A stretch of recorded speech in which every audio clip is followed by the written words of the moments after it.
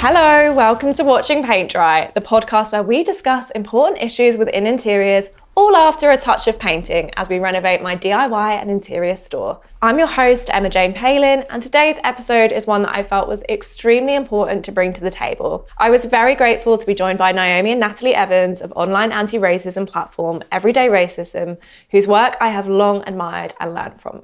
Now, I did deep dive from the get-go in this conversation, but hang tight as it's all important stuff, and we do talk through a lot of positive notes about diversity and inclusion within interiors, including some of Naomi and Natalie's very distinct differences when it comes to the home. I really wanted to go into this chat being honest about my own ignorance in the past, so there's a lot of self-reflection on my part, particularly instances where I've not got it right. I've learned so much over the years, and while I'm not necessarily perfect now, I do think I'm able to advocate so much better for my peers, having been open to where I've previously fallen short. I was so appreciative to Naomi and Natalie for listening and being similarly open about their own experiences and how they're making a difference for future generations with their workshops and talks. We don't talk about their book, The Mixed Race Experience, but I highly recommend ordering it once you've had a listen.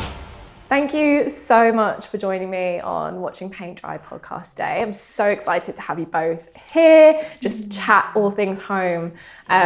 It's so important to me to kind of reflect home beyond the pretty things that we put inside, just because I think that, you know, home is where you have such unfiltered, raw conversation and you're really like your true self, and that can reflect in your interiors, but also it can, you know, reflect in other ways that are maybe not so good.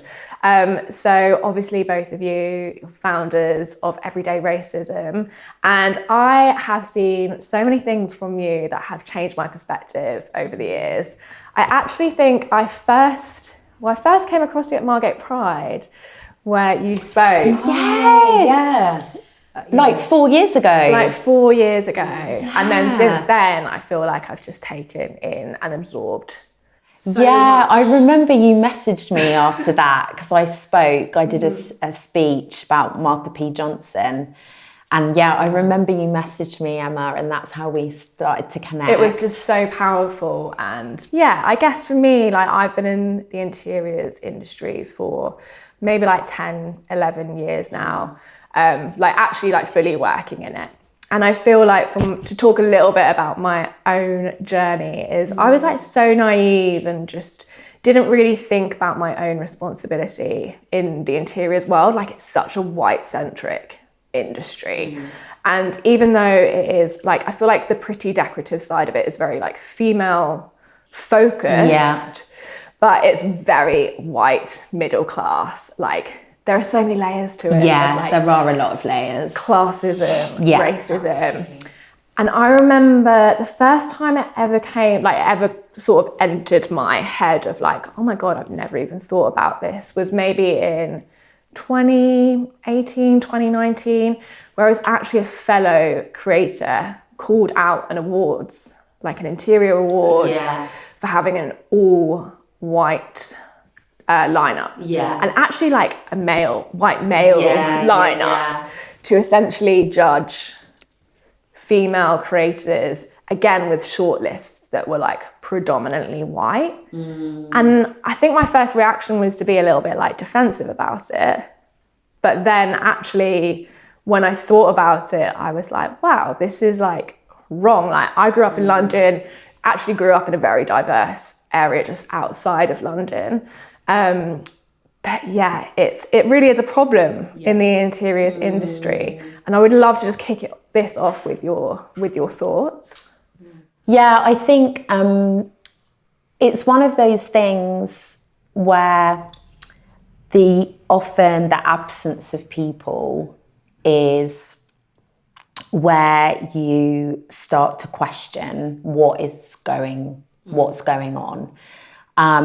Because if you can put these things out, for example, I remember another incident a couple of years later where there was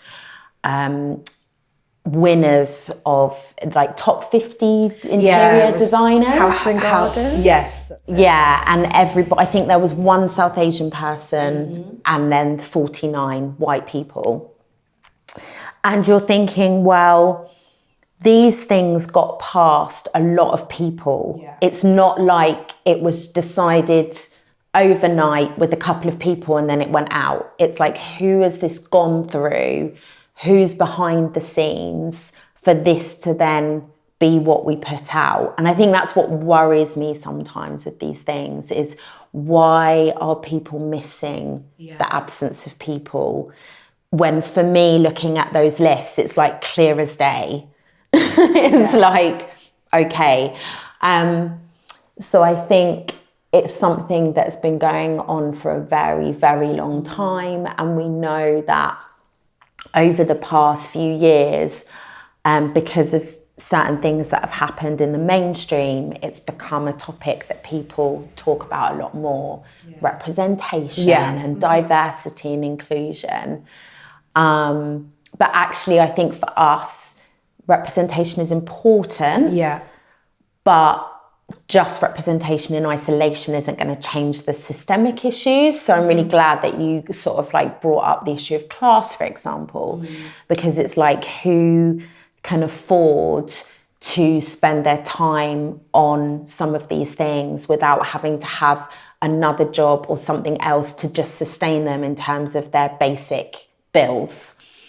So there are layers to it. Just to kind of touch upon that briefly, like interiors specifically, like, I mean, actually any creative industry role, you tend to have to go in as an unpaid intern. Absolutely. Or like, people want 2 years of experience for a junior role, and you're like, how am I meant to even get that? So it's very, you know, who you know, what you look like, how you can engage with people at events, like all of those opportunities come through that. And I can say, like, as a white woman that's slim and able-bodied, I can walk into that room, and even if I'm not from the wealthiest background, I can present as if I am and fit into that sphere, and also feel welcome to do so. Absolutely. Whereas I think when there's no representation in those spaces, like, I can only imagine how intimidating that is to walk in and be like the only Black or brown person in a room. And I'm sure you've experienced that in your own careers, like having to, one of the other guests that we had on talked about being like a bossy female, so she feels like, which is obviously like not the nicest of words that we use to describe ourselves, but I feel like it's even more so when you're presented with not being able to see yourself in a room. And I think like we have always been really interested in design and colour and aesthetics and things like that. But my experience at school, for example, was there was never any sense that that was an industry that you would ever be. And not just based on racial identity, but also because of class as well, and who had access to those things. It was, I suppose, seen as like anything creative was frivolous. And so, I think now to see that, you know, you can offer people different routes, and it's actually something where you can go, I can see designers that look like me. I can see artists that are, and creatives that are from my area or my background or look more like me, is a positive. And I think the type of style as well, and I think growing up, like, I loved my Jamaican culture, and, you know, in school that wasn't seen as cool or trendy, or like there were certain things that I liked to wear, or like, you know, going to visit our nan in Jamaica, and, you know, the plastic on the sofa and the, you know, the design, the aesthetic was always like, you know, you felt, if my friends came around, I would feel embarrassed because they're like, my white friends who don't understand, you know, that stuff. But now when we think about that, or we look back at that, we think, oh, that's quite cool, that's quite trendy. And I think it's some of that as well, like the culture within design, whose culture is represented, and whose is seen as cool and whose is not, and when is it trendy, when is it not. I think that's another part to it. I wanted to touch base with you on that actually, because you recently shared some content from the Corn Row on is minimalism racist? Because minimalism is often seen as this very like plush, the whole like quiet luxury thing as well. And again, this feeds into classism as well, just in the sense of if you're poor and have nothing, that's not seen as like cool. That's seen as you're poor. And these things often do affect those that come from like people that come from disadvantaged backgrounds. But what were your thoughts like when seeing that and actually like, because I feel like it's a bit of a light bulb moment. Oh yeah, I think it's something I've thought about before. So it was the Corn Row. Her name's Femi. If you don't like know the Corn Row, like definitely check them out.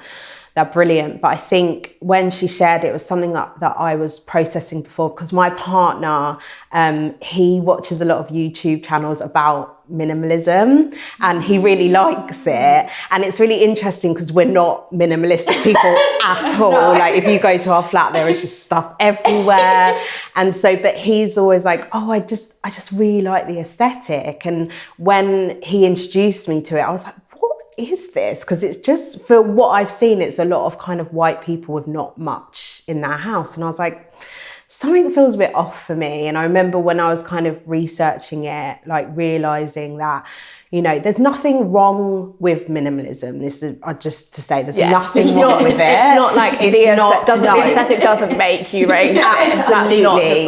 But I think when we're looking at where these kind of trends come from, we need to look at who's behind it. And so when you're looking at minimalism, it comes from fascism, like it comes from this, you know, the guy Le Corbusier was a fascist basically. Absolutely. And he was all about whiteness in every form. So cleanliness, clean lines, purity. And so, you know, we have to think, well, what is that about? And then, you know, when you look into minimalism, when it comes to people who don't have the choice of being minimalistic, they're doing it because they don't have much. And, you know, they come from backgrounds and homes that, you know, they can't afford things. And that's not seen as cool or trendy. But then you've got these rich, privileged, mainly white people going, well, I've got everything, but I've decided not to have everything. And we also have to understand that it is part of a capitalist structure, right? Like it's all part of capitalism. Like capitalism jumped on it because it was like, we can make loads of things, we can do it really cheap, and we can do mass productions and we can just get it out there. Like there was this IKEA advert where you've got, I think, a black family who are literally throwing out their like flour, everything, their flour, pillows, cushions, whatever, to bring grandma's tablecloth. To bring in nothing, you know, from IKEA, these sort of white tables and whatever. So I think we have to really understand where this stems from. And I guess it's not saying that we can't do it, but also I think for me, it's about who are we learning this from as well, right? Because there are Black people and people of colour who are in this world who do minimalism, but are we learning from those voices? Are we, are we hearing from their points of view? Because at the moment, I only see one type of person that I'm learning this from, or my partner's learning this from. I'm like, babe, come on, like let's look at this a little bit more. Like, what is this about? I think that's also what we have to realise is that, like, well, I might not go and sit and look at videos of minimalism. There are people that do that. So like voices within that are important. Absolutely. Completely. And I also wanted to talk a little bit, like, as a content creator, it's funny because there's such a negative view of like influencers and bloggers, and that's slowly grown over time. But actually, when I first started writing my blog 10 years ago, that was where original voices didn't need to go to university, didn't need to be in like these fancy studios, basically anyone could write about it. And looking back on it now, I'm like, wow, the response being so negative to that is because people that were privileged, journalists, like in that had that like wealthy upbringing were Well, threatened. they were the gatekeepers, Yeah. right? And now, like anyone, like you say, which has positive and negatives, right, to it. But I found some of, like, there are people that I've learnt from, people where I love what they're doing within their homes and interiors and things. I never would have known about them if it hadn't been for social media. I mean, Medina Grillo is a perfect example of someone that started just talking about her rental home. That's Covers so many like other topics, and it's so inspiring. And like I've learned so much from her. She's actually who used to call out the awards all of the time. And I remember one time I actually, because she's like a good friend, so one time she was like really going for a group, and I was just like, basically I gaslit her to like just calm down, can't like stop putting yourself like in the firing line essentially. Like now I know that I gaslit her essentially. Obviously at the time it felt like I was coming from a good place. But yeah, she's been through so much in this industry, and like now it's, well, I like it. She's doing amazingly. So like good for her, but there needs to be more voices like her. And like, it's not about just like one person making it through. No, exactly. It's like, why can't there be 30 people? You know, it's always just, we'll have one representative from your identity or culture. And actually, they had to come back to the House and Garden list, like the fact that was actually in 2021 after, like, obviously May 2020 with George Floyd was just such a turning point for a lot of people to actually wake up and think about things. But the fact that they released that list less than a year later and nobody there was thinking about it, like, it definitely feels like gatekeeping is kind of here to stay. It's still, I think the issue as well, I think with that was there was a lot of commentary, and we hear this so much with the work that we do, but this whole thing of like, but you know, they're obviously the top 50, you know, they've worked hard, or they must be the top 50 best designers, otherwise this can't just all be about race. You can't just put someone in because of their race.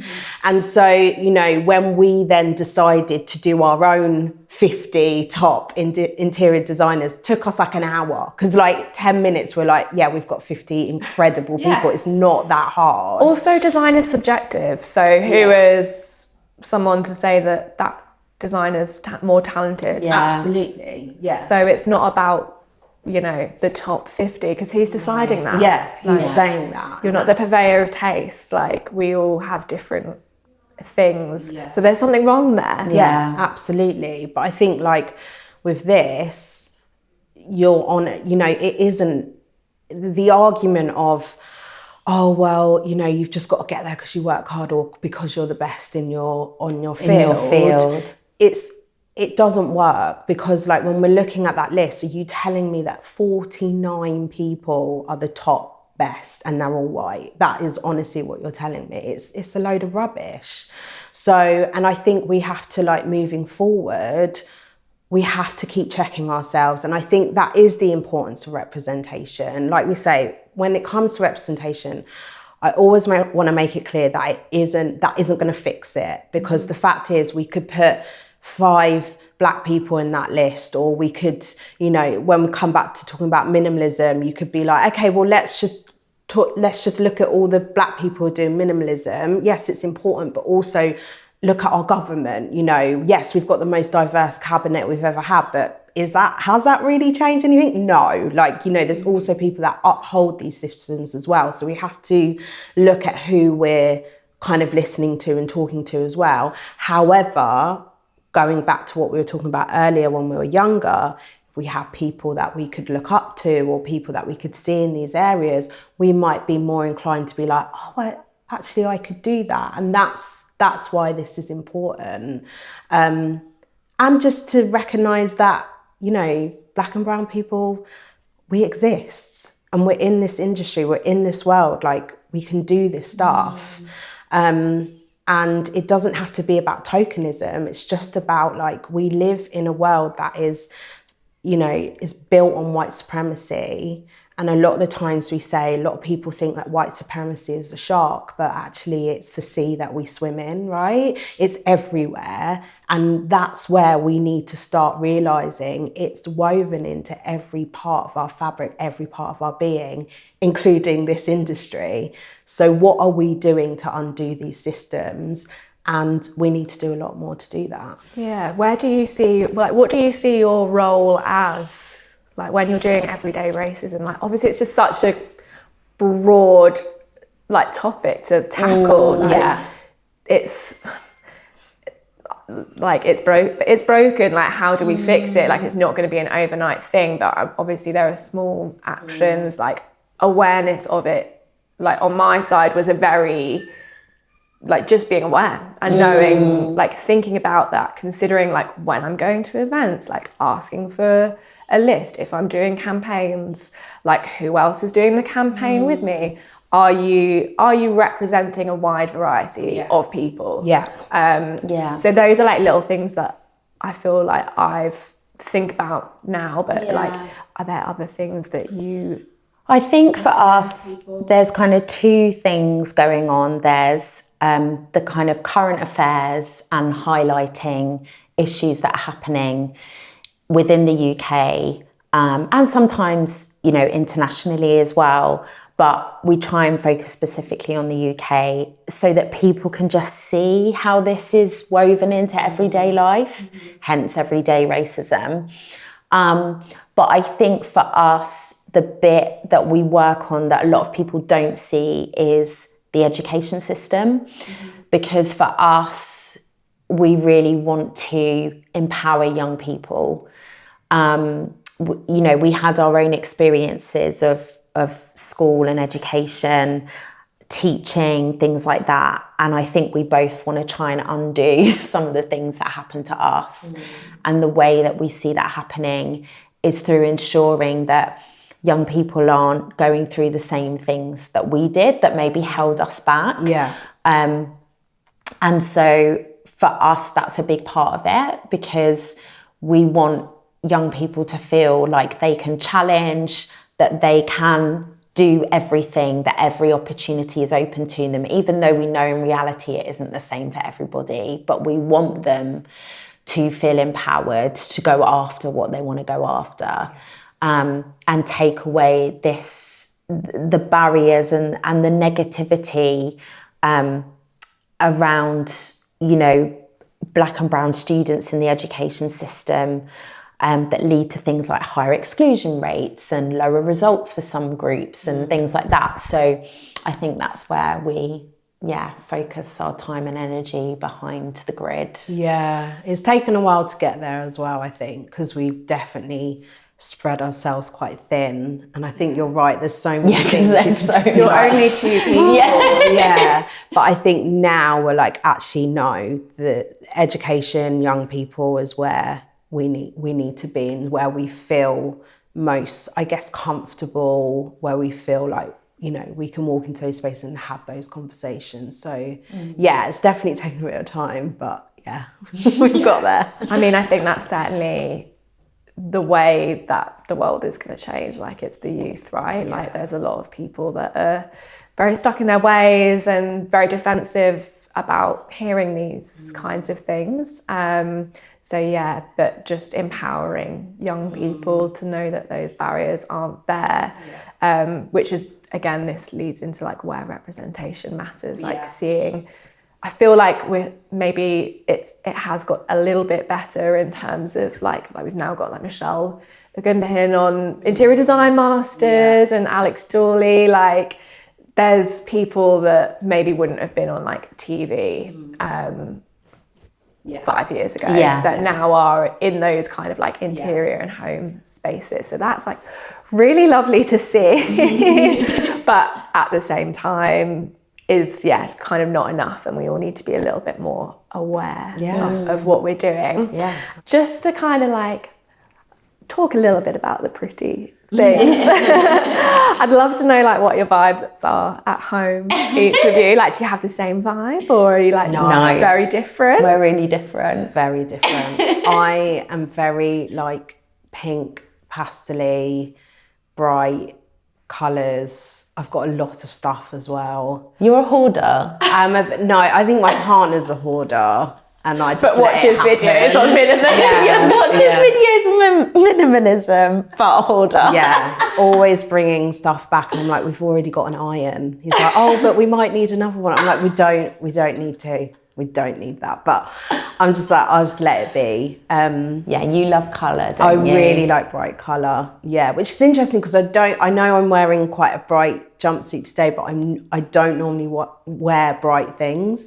But when it comes to my home, I'm the same. Yeah. In recent years, I've worn more colour, but Yeah. I would definitely used to be like all black girly. But then my house was like really bright. Yeah. So it was a bit of everyone was just like, oh, this isn't what I expected of you. Yeah. And what about your home? I kind of only like a couple of colours. Yes. Green and terracotta. Why do you think that is? I don't know. I think I can be quite particular. Yes. And I like things to match. So for me, Natalie's home, full of lots of colours, mismatched. And I think it definitely reflects her personality. Yeah. So, but for me, that's like a no. It's like a 2-3 colour palette all the way through. I will get rid of things if they don't fit, or I'm quite ruthless. So the hoarding thing, no, I will literally, our mum owns like a kind of vintagey junk shop, and I'm literally taking stuff down to her every week because I'm like, get rid of that. And Natalie will be like, you've just got that. Yeah. And I'm like, yeah, but it doesn't work, it doesn't fit. Yeah. So we're really different. It's so interesting because obviously you've like both grown up but it's still different because home is so representative of like your actual personality. Yeah, that's right. And obviously like your heritage and your upbringing does influence it. Yeah, it does. You can take it in one direction or another. I love that. Like I love everything about that, and just the whole thing of what I want to do here with the shop is like really like getting to the nitty gritty of people rather than it being about like what's in and what colours are popular and like the brands that are popular. It's actually like who are you? How do you live? Yeah. Like what will make you happy? I think that's one thing that I have really loved about finding people on social media, is that it's taught me to not necessarily go with trends, is to actually be comfortable in what you like and what you enjoy. And there's quite a few people that I've kind of found that do amazing hacks as well, and I love that. Oh, I love a hack. Which is something that I think is really great as well in terms of like if you haven't got a lot of money to invest into, because it always felt to me like you've got to spend a lot of money to make your home into a proper home or whatever. Absolutely not. And it's like, no, and here are some of the ways that you can do that, and I love that. This is why I love like content creation and like because it has just brought an abundance of that, and we're like empowering people to know that they can just do that DIY themselves, or they can just one weekend decide I'm going to paint my living room pink, and I don't care about like whether or not it sells after this. Like that's the beauty. That's the beauty of it. It's so true. Although I did a hack and it went wrong, and then I had to bring like a plumber in. It wasn't like, it was about this. What one was it? Don't do it. It was with a sink, so it wasn't like Oh, it was fixing your sink. It was fixing my sink. Oh, right. No, that's plumbing. It was to clean the clean sink, it. and you twist it off, and then there's loads of like gunk and stuff in it. And I was like, oh, that's awful. So I did it, but when I lifted it up, I peeled all the seal off, and then it just leaked, and then I had to spend like £100 on a plumber. So be careful with some hacks because they don't work. Call me next time. Yeah. Right, that feels like a good little place to go into my quick fire question. Okay. Great. So right, let's go. Okay. Ready to go home or renovation project? Ready to go. Ready to go home. Minimalist or maximalist? Maximalist. Minimalist. DIY or hire trades? Higher trades. Higher trades. Open plan or private zones? Open plan. I like both. I Yeah. like having, I've got like an open plan kitchen, like living space, but I like everything else being. You're like a broken plan person. Oh, is that what So I that's am? like, it's open plan, but maybe you can like segue it off. Yeah, we've got So- like zones. Yeah, that's I'm broken plan. Broken plan. Wallpaper or paint? Paint. I paint, but I do love a wallpapered wall. The minimalist over here likes the wallpapered wall. Dining table or TV dinner? TV dinner. Dining table. I shouldn't be eating on the sofa. I've got the biggest dining table and we never use it. We just sit in front of the TV. I'm an aspirational dining table, but Okay. don't actually use it. Don't ever. use it. No. Big light or little lights? Little lights. Big light. Your lighting at home stresses me out. Why? Because it's too much. Like, I'm just like, put a lamp on. Put a lamp on or a candle, you know, but yeah, it's just a bit. Didn't know you felt that way. Yeah, sorry. Gonna have caused an argument. Yeah, it's all coming out. Carpet, yay or no? Yay. Yay. I've got a carpet, yeah. New or vintage? Oh, Vintage. no. Painted ceiling, yes or no? Yes. No. Cool, that's it. Oh, we were quite opposite.